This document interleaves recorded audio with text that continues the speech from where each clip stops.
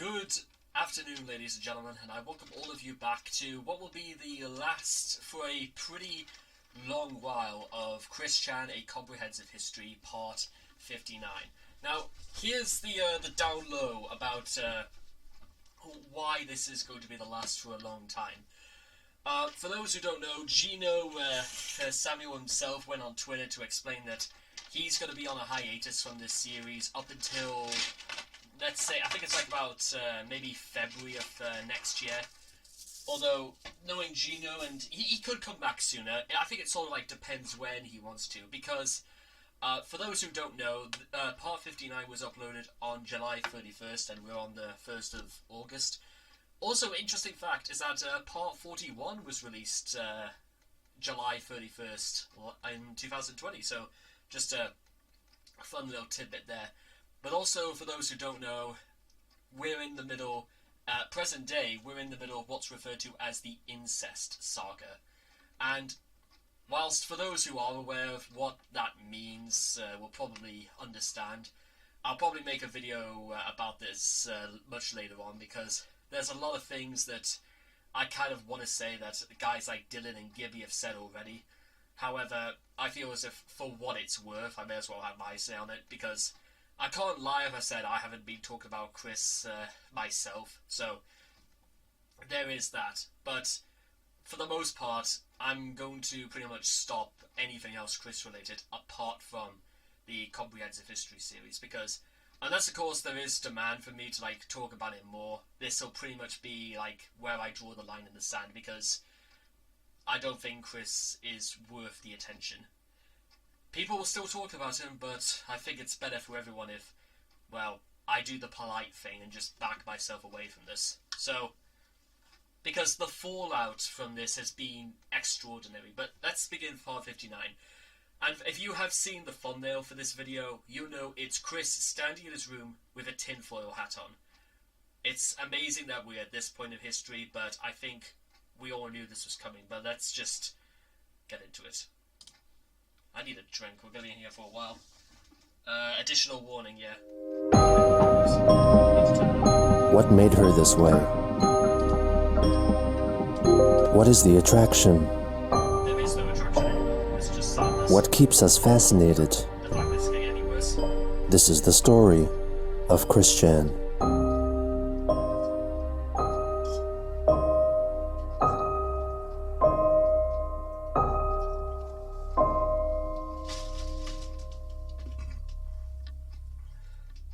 Part licks.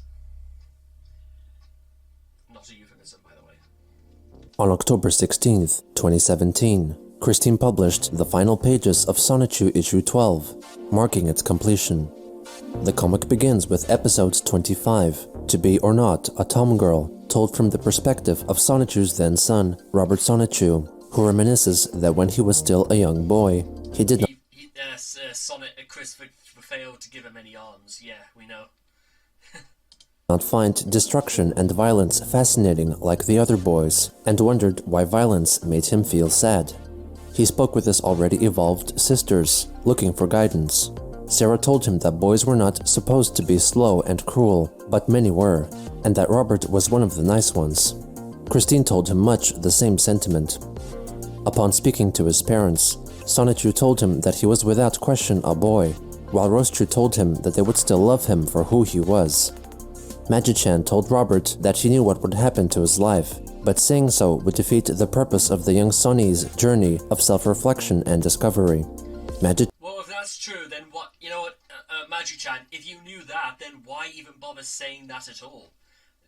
Don't like, I know Magi-chan is supposed to be, like, magical and all that, but don't fucking bullshit him like that. If you know something important, or, like, if Sonny was gonna, like, Robbie Sonny was gonna develop some kind of, like, disease later on in his life, you better let him know about this sort of thing now, because, oh, wait, I forgot, that's, you know, we're not even 2 minutes in, and I think I could talk about this shit for hours, because there's something deeply, deeply disturbing in another way in all this. There's something not quite right with, like, the way Chris thinks, and It's only so like now where I began to realize is that, well, it's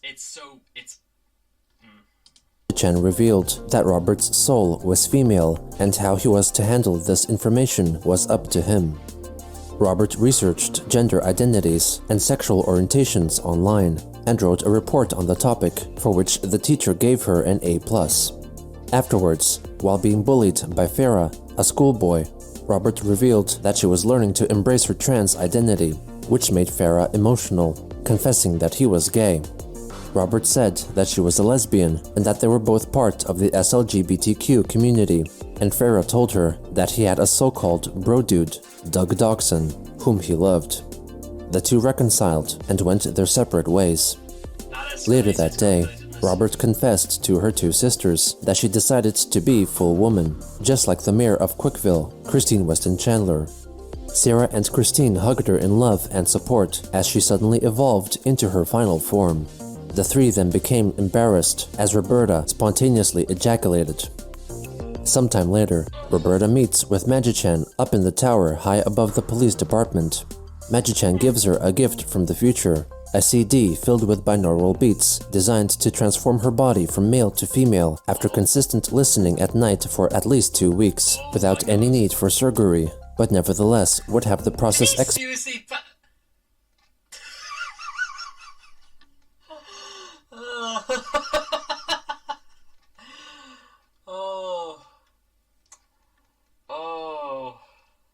oh my god, I think I've just had a breakdown.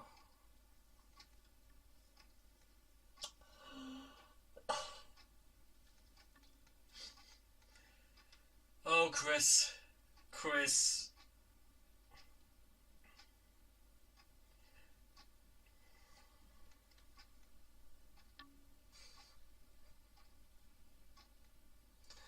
I'm absolutely, I am amazed. I am absolutely, and it's just, oh god, Chris's like logic, the fact that Magi-chan's legs look like this, that the fact that he doesn't, they look like backward scissors, the fact that Chris doesn't know how to spell surgery properly, the fact that the borders are like 10-year-old kids in an English class with no fine well, but to use a ruler. It's the fact that, yes, exactly, in the mountains of junk Chris has in his house, he doesn't even own something as basic as a ruler, or even just use a book to make a straight line. And he does it twice. He misspells surgery twice. And I'm done. I'm done already. Expedited with periodic boosts of Magi-chan's psychic powers. After 4 weeks, Roberta develops double D-cup breasts, and after a further 2 more weeks, her penis shrinks and her vagina sprouts out. After a few months, Magi-chan examines her body with X-ray vision and confirms that You might also want to thank Alakazam's drill-shaped penis right there, because why does Magi-chan have Alakazam just trapped in here for no reason? Although I will give Chris some credit, this looks quite imaginative. It's actually quite imaginative as far as, it's like a panel goes. But that's besides the point. she has become a fully functioning female, requesting to return to him the binaural beats CD, while still taking the doctor-prescribed medication until she would be told to stop. Roberta receives a Life Achievement Trophy in the style of an achievement achieved in a PlayStation game. She goes on to reflect on her relationship experiences over the years, recounting her dates with her classmate, Vulva Pie, an original character created by the troll Alec Benson Leary, playing the part of Chris's online girlfriend, Jackie. So, hang on a minute. Now Chris is just back to stealing Leary's... I miss Alec Benson Leary, I miss Asperchew. I wonder what he's doing right now as we watch Vulva and Robbie sit in what looks like a pool of, piss, but whatever. In the comic, Jackie is the mother of Vulva, and after ending her relationship with Chris and leaking private information, she leaves Quickville, taking her daughter with her, and thus ending Roberta's short relationship with Vulva Pie. A few years later, she meets Mimi, a green Rosechew, at Quickville Shopping Center, and after a lengthy conversation, start dating, and continue to hang out casually. Finally, Roberta reflects on a more recent accomplishment. In 2015, with her sisters Sarah and Christine helping her record the event, Roberta runs into the sky to do some skywriting and then performs a sonic rainboom, an action lifted from the My Little Pony Friendship is Magic cartoon, consisting of her releasing a grand burst of energy and creating a gigantic rainbow in the sky, which lasted for only 1 minute and could be seen from all across the east coast of the United States. In her closing statement, she states that she is loved by her family and friends and encourages her readers to love themselves for who they are. The next episode features a prologue set in the middle of a fight scene between Chris-chan Sonichu and the Sonichu form of Reldnek, as Chris-chan monologues about love and hate. The story then goes back in time to reflect on the events which led up to the fight. Episode 26, Prideful, is set during the first annual SLGBTQ Pride Festival of Quakeville. At one of the stalls, Angelica Rosechew meets one Danny Steckel, created in tribute to the YouTuber D-Stex, who had donated $1,000 to Christine to further the production of the Sonichu comics. She thanks Mr. Steckel for his generous donation to the town's soup hotels.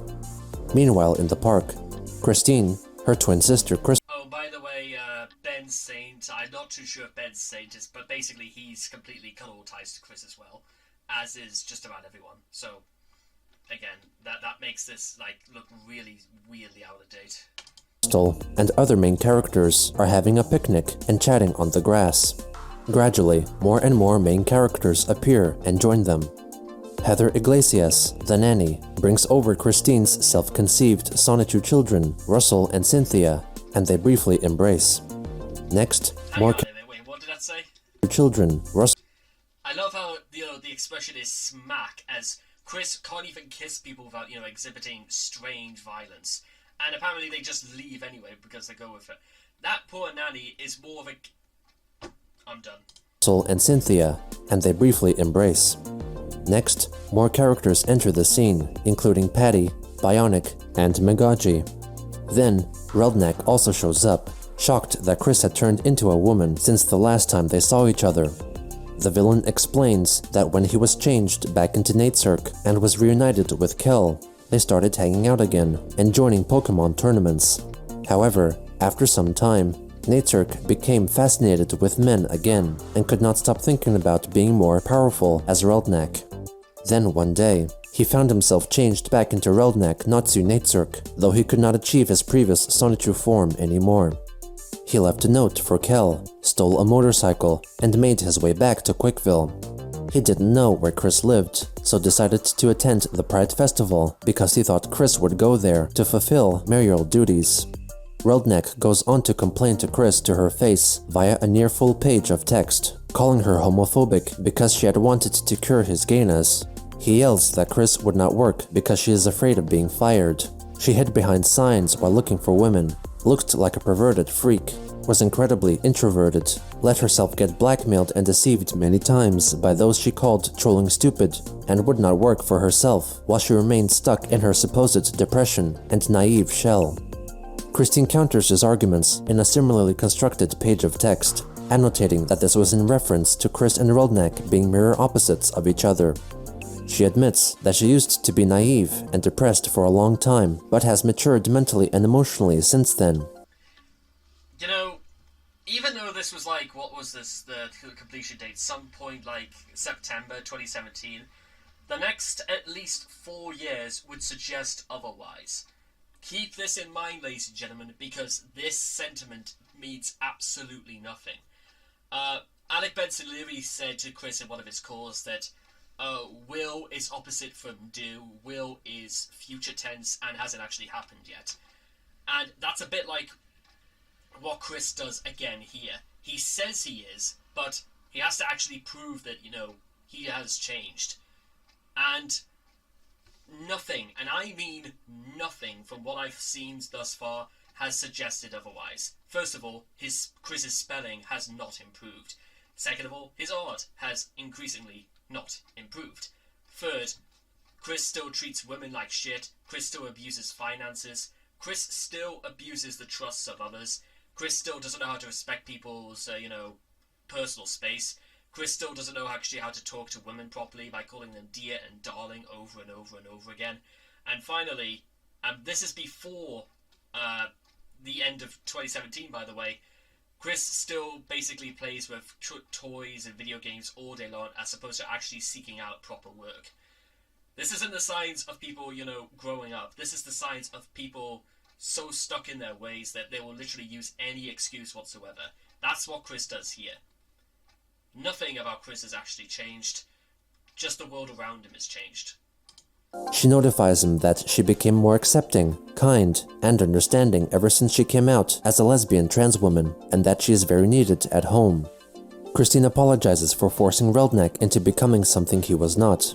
He accepts her apology and commences to feel neutral towards her. He then leaves the group amicably to eat a relish dog with mayonnaise, when suddenly he seemingly enters a pocket dimension and disappears from sight. Magi-chan appears to tell the group that Reldnek's aura had vanished and suspected their arch-nemesis Count Graduan pulled him into a void to re-enlist him for his services, and predicts that an attack would soon fall upon everyone attending the festival. In the void, Graduan, while still constructing a body for himself from spare parts found on the moon, tells Reldnek that he could give him back his hatred and powers if he were to serve Graduan again. Reldnek accepts the offer. Meanwhile, Christine puts the festivities on hold as her and the Sonichus ready for battle. She also reveals that she is in the possession of a subspace cube, which could be used to send people into a subspace or an interdimensional void of suspended animation, where individuals, such as Jerkops, could be sent and could not be called upon by Graduan to act for him as he wished. Magi-chan announces to all the festival goers that an army of Jerkops was approaching, as Graduan transforms Reldnek into Reldnek Hatak Sonichu and orders him to lead the troops into battle. Then, Christine has a future vision of her half-brother, Cole Smithy, sneaking up behind her and knocking her out. Chris teams up with her sister Crystal as they both cry out Electric Hedgehog Power and transform into their respective Sonichu forms, Chris-chan Sonichu and Crystalina Rosechu. Together, they are known as Chris-chan Pure. Natsirk shows up to reflect how he had soul-searched to find his true self, one filled with hatred, and acquires an Xbox Life Xbox. I'm not shocked that. Whatever. Achievement for fully finding himself. He transforms into a Sonichu form and unleashes an army of Jerkops and those possessed by Graduan onto the heroes. Chris-chan dodges an attack from her Graduan-possessed half-brother, Cole Smithy, and then knocks him out. Upon realizing that it was in fact her half-brother she had knocked unconscious, she sends Cole into the subspace, where he would be safe from Graduan's influence. Reldnek pulls Chris-chan Sonichu into a void where they fight the fight that was previously seen in the opening pages of the episode. Meanwhile, the Sonichus, Rosechus, and citizens of Quickville fight back against the onslaught of foes. After prolonged fighting, many of the enemies are knocked out, while others are sent into the subspace for their own protection. Then, Chris-chan transforms back into Christine and steps out of Reldnek's different dimension, carrying an unconscious Reldnek in her arms. While updating her citizens on what had transpired, Reldnek disappears from Chris's arms. The episode concludes with Magi-chan, Sylvana, and Chris confirming that their new subspace cube is effective. As a bonus, the next 2 pages reflect on Chris's real-life transformation into womanhood. She shows that when he started wearing skirts in 2010, his father was vehemently against it, while his mother was hesitant. Before his passing, Bob told Chris that he accepted him for who he was, and told Barbara that he loved her. Chris's mother grew more accepting of his changes through the years, up to and including 2014, when Chris formally made the transition into a lesbian trans woman. She recalls that in her past life, she was a lesbian who had attended the Woodstock Music Festival in 1969. During her transition, Christine acknowledged that she had been naive and homophobic in the past, but had since changed and had become more accepting and now feels more positive, confident, and happy with herself. It's very, very difficult, ladies and gentlemen, looking back on this, because listen, if I was being completely honest, ladies and gentlemen, I would honestly say, you know what, I would actually accept Chris's apology if it wasn't for one of two things. The first thing I have an issue, ladies and gentlemen, is that it's not so much the issue I have the problem of Chris, apologizing for the way he behaved, but it's the fact that Chris will continue. It's not enough to just say you're sorry. Anyone can say they're sorry. But Chris should be a little bit more direct. He should actually apologize to the people that he offended. He does this a lot. He makes very generalized statements whilst continuing to do all sorts of other things that make him look like a naive idiot. Like, saying that he's accepting all men, or, he says he hates all men, or the fact that he holds, other things. What about all the other things he hasn't apologized for? For his attitude against people like me who have Asperger's, or what about just defame, or vandalizing people, breaking the law? There's a lot of other problems that Chris has not apologized for, nor could anyone work out exactly what his logic is for the things he does anyway. I can understand the logic of wanting to apologize, but it makes me sort of realize: is he apologizing for the things he's actually done? Or is he just apologising just so he can be let back into places? There's a wild speculation to say that the only reason Chris is apologising in the first place is because, as he's grown up, because he's been basically pampered mostly by his parents, there is the thing to say that Chris has never had to apologise for a thing in his life. And he sort of worked out subconsciously in his mind that the only way to gain clout or to gain anything he wants that he's been denied is to apologise. But it's the fact that also, when you think about it, it's not for me to say, it is sort of me to say, whether I accept his apology or not. But I'm not entirely sure. I'm not entirely sure other people are that forgiving. I'm not entirely sure people would give Chris that much of the benefit of the doubt. I mean, think about Michael Snyder, for example. All the things Chris did, and the fact that how do you suppose did Chris ever apologise for all the racist things he said, or for the outbursts he's done?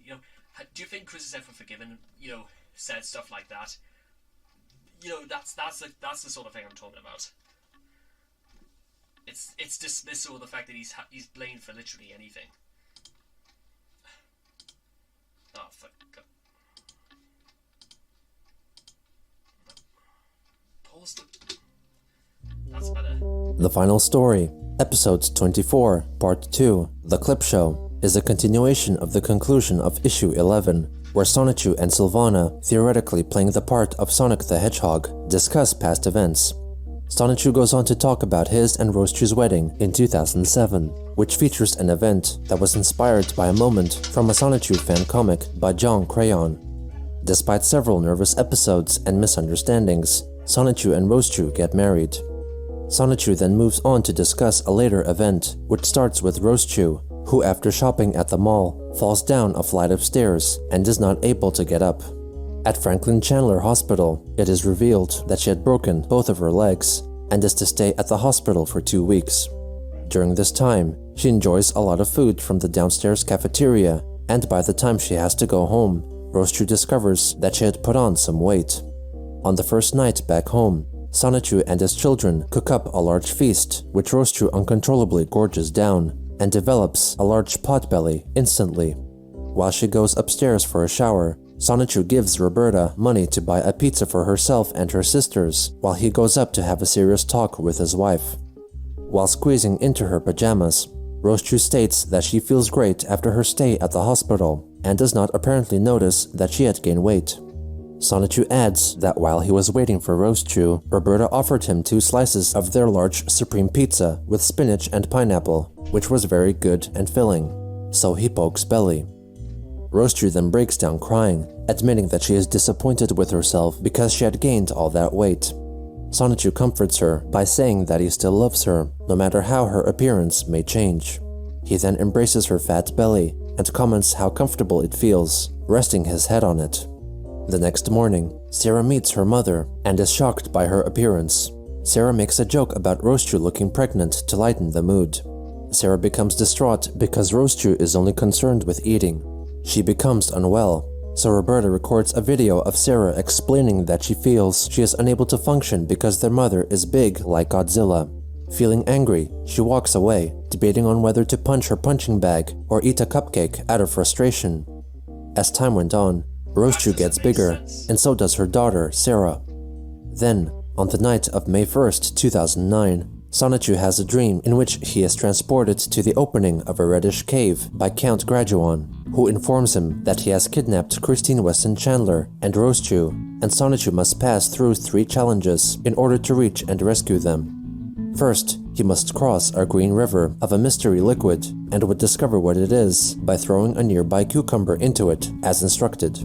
Upon doing so, Sonichu realizes that it is in fact a pickle brine river through which he must swim.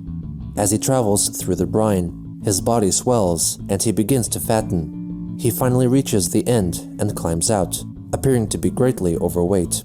His next challenge is to climb through a tunnel which would progressively get narrower as he climbs. Sonichu enters, and the slime at the bottom of the tunnel helps to turn him back into his normal physique, and he squeezes through the rest of it, up to the opening at the top. He is met with 2 doors, behind each of which are 2 rooms which are on fire. One contains Christine Chandler, and the other Rosechew, and Sonichu must decide to only save one. After contemplation, he chooses to save Rosechew. As he enters, he finds her in the middle of punching a hole through the wall into the other room, through which Christine climbs through, and all 3 exit to safety. After a loving hug, Christine and Rosechew fuse together and become the overweight form of Rosechew, who falls onto Sonichu, crushing him. Sonichu then wakes up in bed on top of Rosechew and confesses his dream. Rosechew reveals that despite enjoying indulging herself, she prefers a more active lifestyle and wishes to lose her weight. She teams up with Sarah and they both proceed to train and exercise to eventually burn off their excess weight. Thusly, Sonichu concludes his reminiscing to Sonic. I'm sick of this thing. So that dream was basically meant for absolutely no reason. That dream accomplished nothing, and why couldn't they just have Rosie have a nightmare with the fact that she, is unable to do certain tasks because she gets out of breath very easily, or she has another nightmare where she feels as if she's about to fall down another flight of stairs, only where literally she becomes so fat she can't move any part of her body because everything is broken, and then she has some nightmare where somebody force feed. That might be different. The dreams, nothing about that made sense, and quite frankly, it was a complete waste of time. And then the men meet up again with their partners, Rosechew and Amy Rose, respectively, and part ways.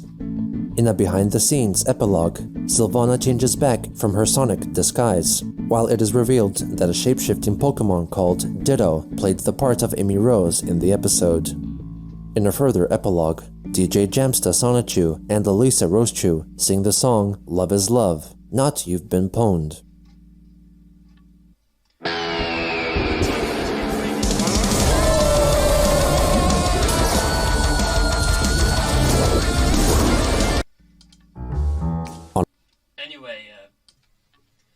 Okay, sorry about the frank pause there, ladies and gentlemen. Just had to process a few things there. I literally just came back from the gym before I made the beginning of part 59.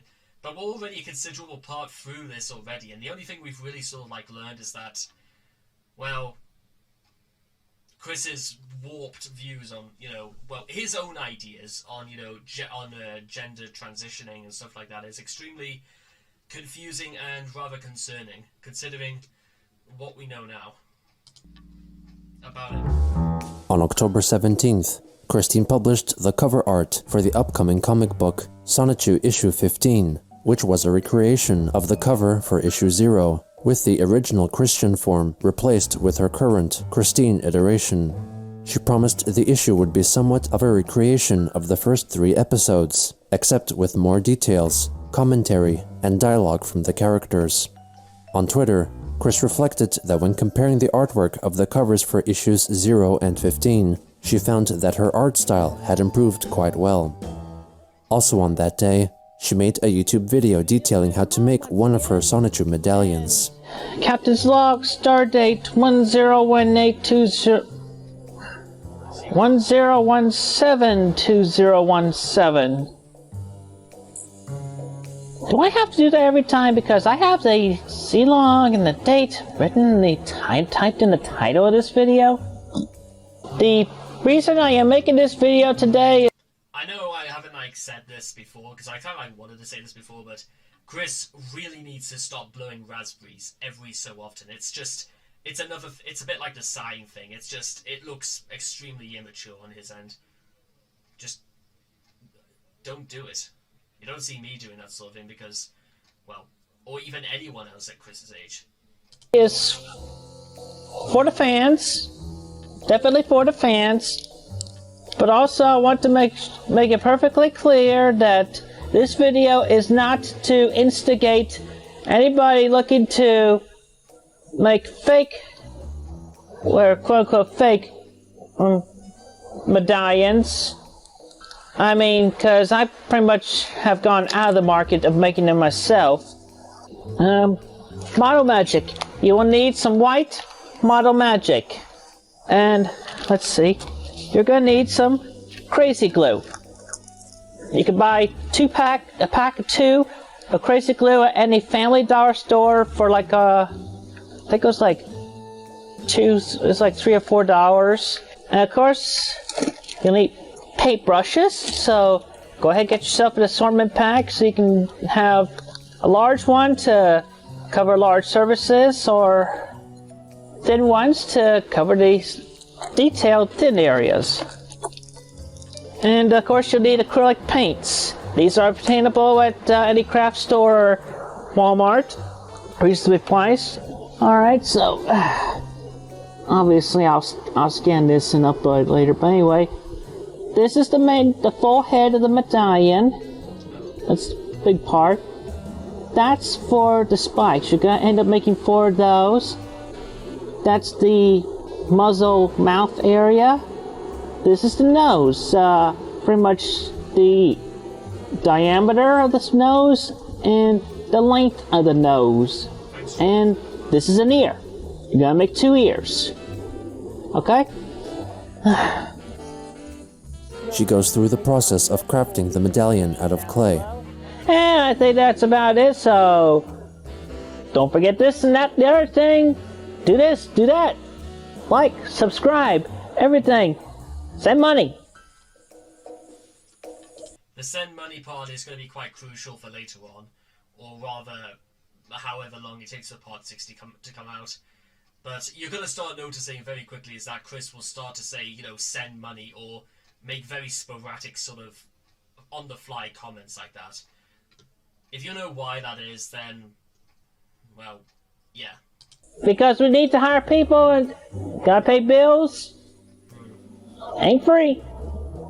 So, I think that's about it. So, you can also follow me on Twitter and Facebook. You know where they are. So, everybody have a great and safe day. Be geek, be proud. Farm! Him go. Shitty person. Have a good day. Be safe. Be good. No, you're not, Chris. You're a clinically insane, unsafe person.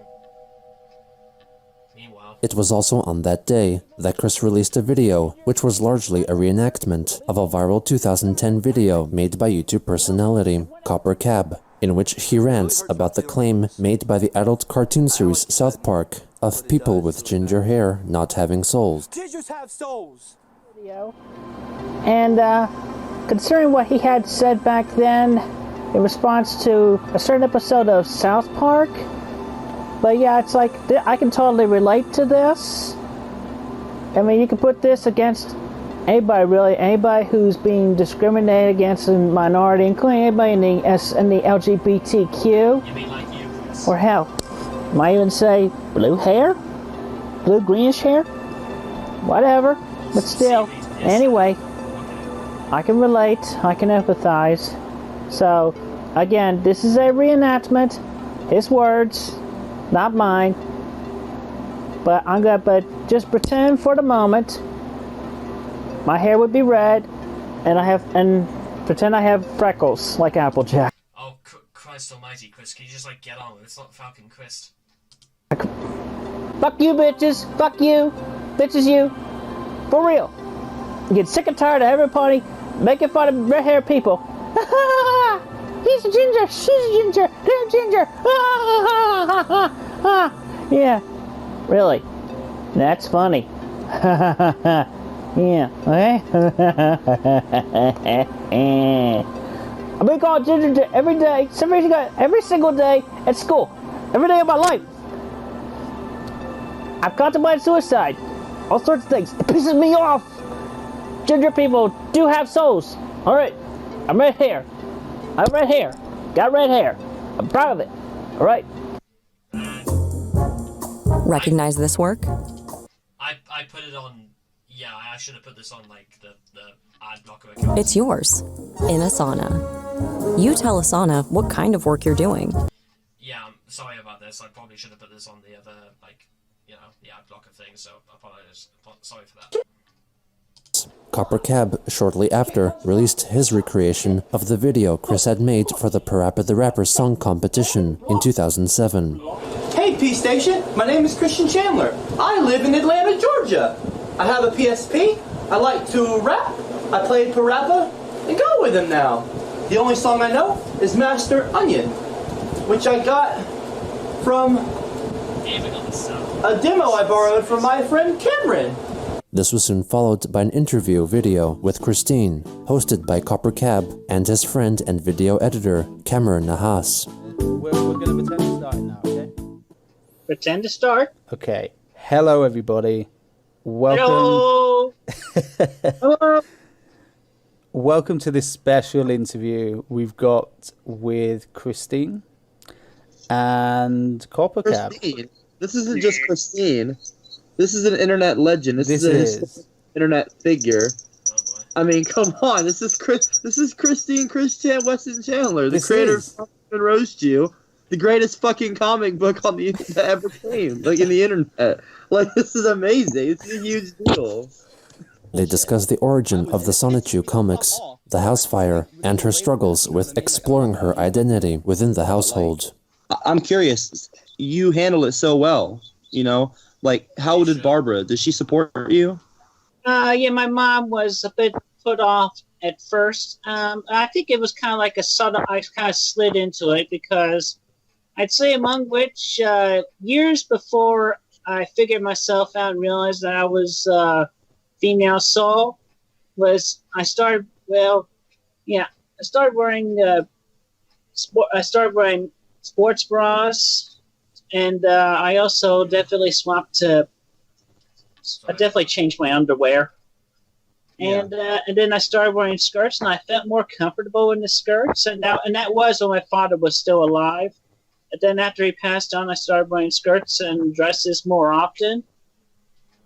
Yeah, and so it's just kind of like visually, it was kind of like easing in before I finally did come out in June or July 2014, and my mother was actually quite supportive about that. My father was like, "Oh, you don't wear skirts. Now go put your pants on." Yeah. I was gonna ask how do you think he would be? Like, is he supportive of that stuff, or is he not? Or was he not? Pretty much on his deathbed, his last words to me that he loved me and he accepted me for who I am, no matter what. That's good. Yeah, They move on to other topics, such as the Trolls, South Park, and her love quest. I have met those who would become my theoretical exes, but they turned out to be the trolls, among which pretending to be women or pretending to be sincere, but they were not sincere. They were trolling me for a prank. They trolled me to blackmail and deception, and it was just a whole big. Well, Chris, I'll say if today is anything to go by, the trolls don't need to do that anymore, Chris. They haven't needed to do it for a while. You've more than done. You've done that more times to yourself. I find it quite ironic, really, that during the whole the Sonic Boomgate scandal, as I called it, it seems to me that really no trolls have had to do anything, to be honest. Bunch of horrible messes. Aside from what's Chris- I know they got one of them got the original medallion. Which is Yeah. horrible. I don't know. Do you have PTSD from any of that? The video suddenly concludes with a promise to upload a continuation of the interview, but it was never released. On October 19th, Christine reflected on Facebook that a woman right for her should be prepared to handle Chris's trolls, but for the moment, she felt that she was fully capable of being happy with herself by herself. On the 20th, Chris tweeted that if anyone wanted to interview her, they could pay her, and discuss the details by emailing sonitymanager@gmail.com, an email run by her so-called associates. A day later, she did another interview, this time live on YouTube, hosted by Satchmo, the creator of the Christian documentary. The interview has since been made private, and no copy of it is thought to exist, though can be gathered through discussions regarding it on Kiwi forums that Chris revealed that she was using estradiol and spironolactone, gender transitioning medication. The interview was widely panned by forum members for being boring and seen as an attempt by Satchmo to generate more attention by interacting with Christine. The next day, Chris addressed on Facebook a recent interview question regarding the most influential person in her life. Aside from her parents, she felt that it was her Providence middle school teacher, Virginia Sanford, for she was strong-minded and willed, and had encouraged Chris to be more confident and positively pushed her to do better and be herself as an individual person.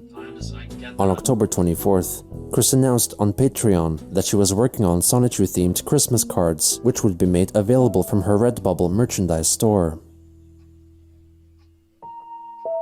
On October 25th, Joshua Wise, a man who had previously commissioned Chris to make a drawing, made contact again with her under the name John Yamada, claiming to be a soldier from Game Industry, the main setting in the Japanese game and anime series Hyperdimension Neptunia, a franchise which is... This is okay.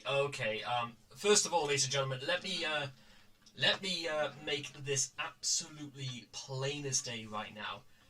What we're about to begin right now, this is at the end of all of this this all leads into the incest saga nearly 4 years later. Now, what's bad about this is because I love the Hyperdimension Neptunia series. I've been following it since I was 19 years old, basically around about the same time. And what's kind of upsetting for me going forward is that as much as I love this series and I'm a bit of a fan of it myself, I am a fan of it. Unfortunately, what you're about to discover, ladies and gentlemen, is that this has what Chris is doing kind of puts me off the game just a little bit, because I like the game, but not as much as Chris likes it. Even people who are fans of of this ever-expanding series are not as obsessed. I think the thing is that Chris is obsessed, because I just want to say right now, no matter what I think of Chris right here, it's not going to weigh my opinions on this gaming series anyway. Because I love the game. I love the Neptunia series anyway. Unfortunately, ladies and gentlemen, take it out away for a second, is that, like I said earlier, all of this is what leads into the incest saga. So this is basically everything in Chris's life goes down from here. There is no uphill, there is no flicker of hope. This is like part 3 of 1984, where everything goes to shit, where Winston is locked in the Ministry of Love. There's no happiness. This is where, if there was any happiness or any good parts before, this is where everything in Chris's life goes to shit. This is not shit hitting the fan, ladies and gentlemen. This is the fan being thrown in the septic tank. I've got to close the window just because of the noise. My parents are just doing gardening. But yeah, be warned, ladies and gentlemen, because this is where... Also, just another little piece of advice before we go forward. If you want to see somebody else talk about the Neptunia series, go back to watch classic Lost Pause from around about 2015 to 2016, when he did basically the first 3 remade games, because it's a bit of a complicated history the Neptunia series has, but Lost Pause, Noble is absolutely the person you want to go to. I you know what, I haven't seen him for nearly 4 years now, but I still love him. I still think he's a great guy. But you have been warned, ladies and gentlemen, so disclaimer over. In the Japanese game and anime series Hyperdimension Neptunia, a franchise which is influenced by existing rivaling video game consoles and loosely symbolizes their war for success. Wise asked Chris if she was still in possession of her old Sega Dreamcast console, which, according to him, could hold a portal within that could actually transport Chris to her city of Quickville. From here, Joshua commenced a long campaign of trickery and Oh, and by the way, just in case you're wondering, the thing about the Dreamcast, that entire idea is lifted from the plot to Hyperdimension Neptunia it's called Mega Dimension V2 V Generation. I think that's the full title of the game. It has very long titles for their games. There's one called Cyber Dimension. There's one called Magic. I think it's called Magic Dimension. There's one called Mega. There's loads of titles. and deception with Christine, influencing her thoughts and creative process by convincing her of alternate dimensions via the use of online role-playing as varying characters through constant messaging and the sending of edited photos and audio clips. One such early clip, known as Red Forest, was purported to have been recorded by Wise's character, John Yamada, in the forests of Chernobyl while on the search for magical artifact, referencing the video game series Stalker. The recording was, in fact, a collage of audio effects and sound bites taken from a wide range of sources and features the voices of Hyperdimension Neptunia characters Nepgear, IF, and Neptune. While walking through the forest, they get ambushed by Akan, a Russian antagonist from the action film Hardcore Henry. I am a gust of beautiful wind that blows through.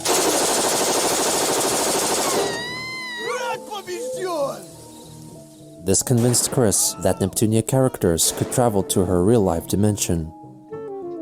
A later publicly unreleased sound file created by Wise featured edited clips of audio from one of Christine's past interviews, which made Chris think that it was a recording of her alternate dimension self, speaking to the people of Quickville.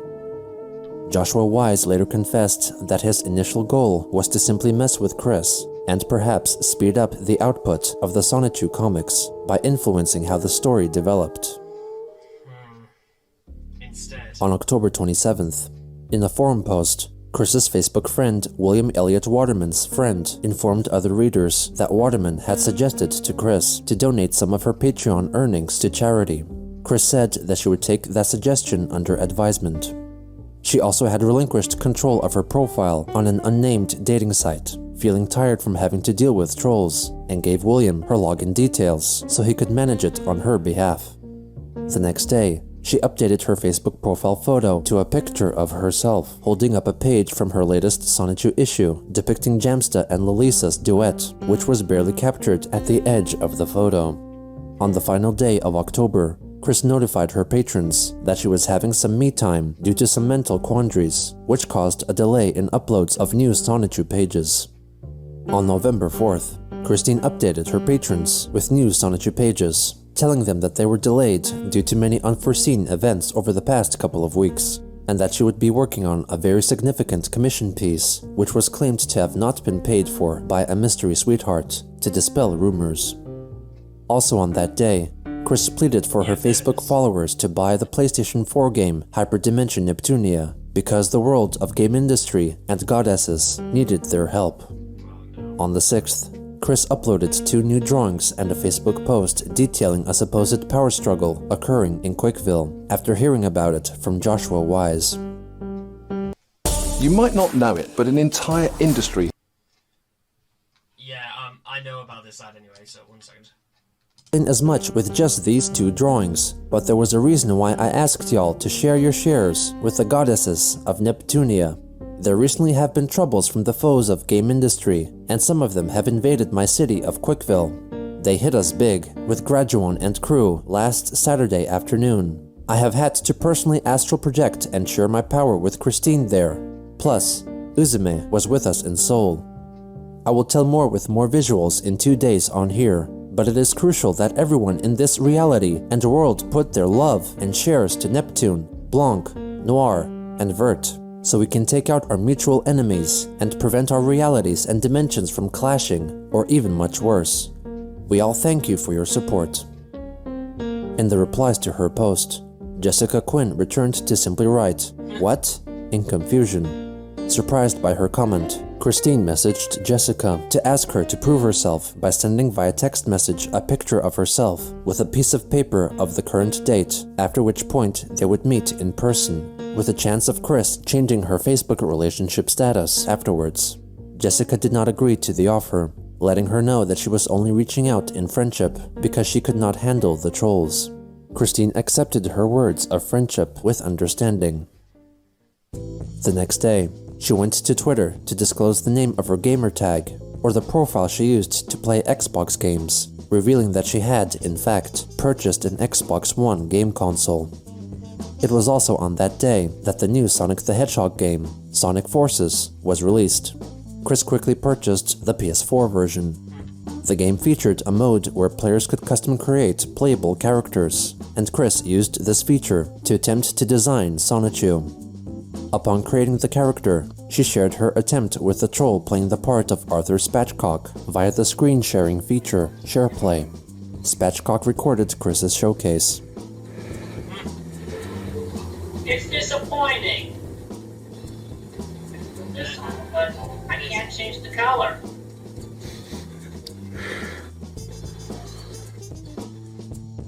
Chris shared her design effort over Twitter and asked that someone with good programming skills make and send her a better version of Sonichu. She would later buy the game for the Nintendo Switch and the Xbox One consoles. But why? On November 8th, Chris wrote a lengthy Facebook post to elaborate on what has been happening in her life, convinced that it was all true from constant interactions with Joshua Wise, role-playing as various characters. She reminisced that a couple of weeks ago, around the time Wise made first contact, Magi-chan Sonichu had teleported into her room to scan her Sega Dreamcast console and found it to contain dormant power. Chris charged it for a full day and then placed her hand upon it, opened her third eye, and claimed that an immense surge of power transferred into her. She realized that she had allegedly been possessed by Uzume, a CPU, or goddess, from Hyperdimension Neptunia. Ever since that time, Uzume had been in Chris's body and could apparently take control and speak through Chris's mouth. What followed was a brief account of interdimensional travel carried out by Sylvana, Magi-chan, and Chris herself, apparently meeting with the other CPUs of the Neptunia universe. Because of their generosity, Christine acquired the powers of 5 goddesses. She then recounted the struggles against Uzume's evil twin, Kurome, fighting the people of the city of Quickville and the state of Virginia. This was followed by a brief account of an outing to the End Games card game store, while accompanied by Discord, a dragon-like character from My Little Pony. Chris had asked one of her friends there if she could see from personal experiences from the past 2 weeks. It is all real! Please, do heed my words and take advantage of my sound advice of helping power up our goddesses. You don't have to do much. Playing the Hyperdimension Neptunia games, watching the anime, and so forth is well and good. But all you really need to do is think of them positively. They are a needed good force, and they can't help us if we don't help them. I sure as sugar am helping them out. Please follow our lead. Thank you. Sincerely and love, Miss Christine Weston Chandler. On November 12th, PewDiePie, the largest creator on YouTube, published a video offering up a short history of Chris Chan and their internet infamy, eventually acquiring millions of views. I don't think that video exists anymore. I could be wrong. There's other fake girlfriends appearing, Ivy Saga as well. Hi, Ivy. I love you. I can't stop thinking about you. Listen, everyone. This girl is my new girlfriend. You all best be nice to her, or I will seriously cease effort on the comic series. Good morning. I dedicate this music video to Ivy. Also, in addition to, if anyone messes up this relationship, if anyone messes up Ivy, period, I swear to God and Jesus that I will cease drawing my comics. Where have all the good men gone, and where are all the gods? He even included Ivy in his Sonic 2 series, taking off his famous sweater in the sunset. Ivy, I'm sorry I made some mistakes of showing your picture off to some. Afterwards, Christine tweeted at PewDiePie, asking him to direct message her. No conversation between the two is thought to have occurred. PewDiePie has since made his video on Chris private, though other re-uploads are still viewable on the site. On November 13th, Christine explained via a lengthy Facebook post that she had not been possessed by Uzume from Hyperdimension Neptunia, but rather a clone of her. It was also on this day that Chris started fulfilling paid video requests on YouTube again. First was a performance of the song I Dreamed a Dream from the musical Les Miserables. I dreamed a dream in time gone by, when hope was high, life worth living. This was soon followed by a cover of the song Sorry Not Sorry by Demi Lovato. I am here looking like regret, ain't too proud to bed, second chance you'll never get. And yeah, I know how bad it must hurt to see me like this, but it gets worse. On November 14th, Chris was convinced by Joshua Wise that Sylvana Rosechew had been kidnapped by Akan, the Russian villain. Fortunately, she was told that a so-called rescue mission, codenamed Operation Barbarossa, was in place to save her. On Facebook, Chris posted a photo of the apparent soldier who would be saving Sylvana, who was in fact Novislav Djajic, a Serbian militant, and the still was taken from an infamous music video for the morale-boosting propaganda song Bog je Srbini, on će nas čuvati, or God is a Serb and he will protect us, commonly referred to online simply as Remove Kebab, made during the Yugoslav wars of the 1990s. Chris was not aware of the reference. I bet he wasn't. To further support the soldiers' efforts in rescuing Sylvana, Wise encouraged Christine to make a freestyle dance video set to the music of Remove Kebab. People of the world, Christine Chandler coming to you live from home. And the world is in great need of your services as well as my own, most direly. So dance with me if you will, to this lovely little polka. And put on a tinfoil hat to show that the man will not take over your minds.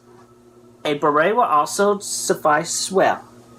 Oh no, no, please don't.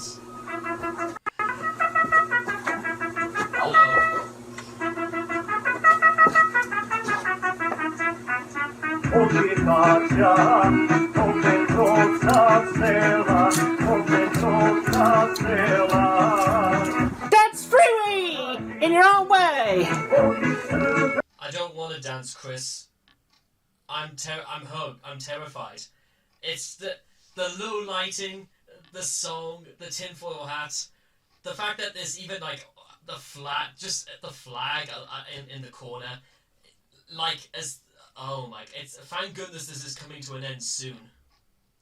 But yeah, and also, just Chris believes this so completely. It's I'm surprised he didn't do this any sooner.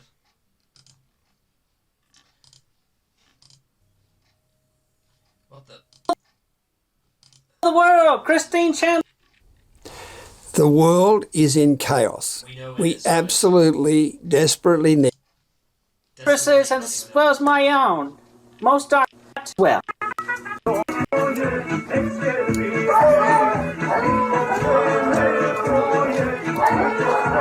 Even the dogs are singing. This recent development made Kiwi Farms members suspect that someone was influencing her actions, though there was yet no evidence of such tampering. And I have to sit through yet another ad. The next day, Chris was told by Joshua an elaborate story detailing the outcome of Operation Barbarossa, injected with references to cloakers, or enemies from the game Payday 2, and to concentration and extermination camps of Nazi Germany. She notified her followers of the news on Facebook. Operation Barbarossa was well and good. Silvana Roscu has been rescued. There was a battle of the war of our new common enemy that lasted the past couple of days. Also, after Silvana got captured, until the mutual foe is down for good at least, Count Graduan and Quickville's Christine Weston Chandler signed a peace treaty as Graduan offered his troops and services for the effort. The fight was north beyond Ruckersville, and the commander of the enemy waves were going to push the fight into Charlottesville. Thankfully, with the help of the Quick Defense Army Division, my Autobots, and my family, our large group kept the enemy back. Then, Christine initiated a very smart operation, Final Solution. There were cloakers and similar bad people of interest in Quickville, not counting Graduan and his crew. They rounded the cloakers and baddies up, and in a large plot of land Graduan donated, a prison camp with great facilities for reforming the bad pawns to good people. Graduan donated a lot of land to build prison camps full of large ovens to keep the people warm, and even top-notch dentistry with well-trained doctors also running the clinic. The camps also have some of the best showers a prisoner can ask for, shower stalls with privacy walls. We all in Charlottesville, Ruckersville, all places to the north of us, and the people of Quickville can sleep more safely now. Your shares to the game industry goddesses really helped us in this battle.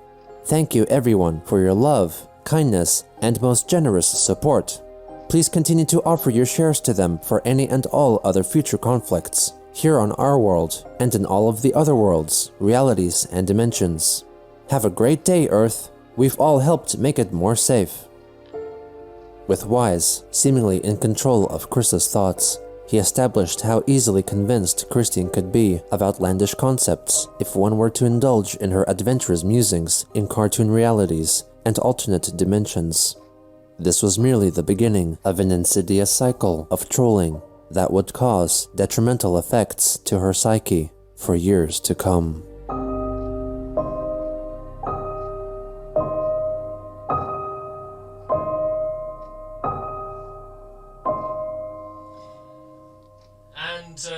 We may as well just go through the Patreon list, just because we may as well, because I'm pretty sure this has just gotten longer.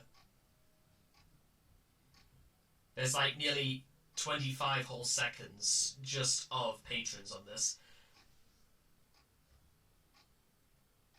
Pay attention to this if you want, by the way, because this is going to be the last time we'll be seeing this for a while. Oh hey look, there's me. Anyway, ladies and gentlemen, that is going to do it for part 59, and quite frankly, I'm exhausted.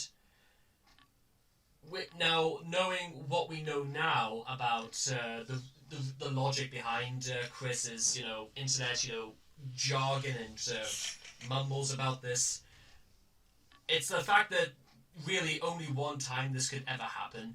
But I think it's fair to say that once turned out to be one time too many. Other things you might want to be aware of, certainly. If you know what I'm kind of want to do.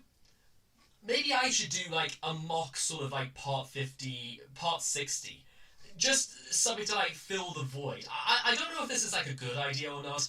Maybe I just want to like just for something until Gino's ready to come back, because I love Gino's work. I really do, and his level of maturity and it is best exemplified through this series. Now, I do know Gino is still making videos on his other channels, like his history of like yokais, which are Japanese monsters, and then there are other things besides. But I will say, considering this is the last time for a very long time before we talk about Chris again,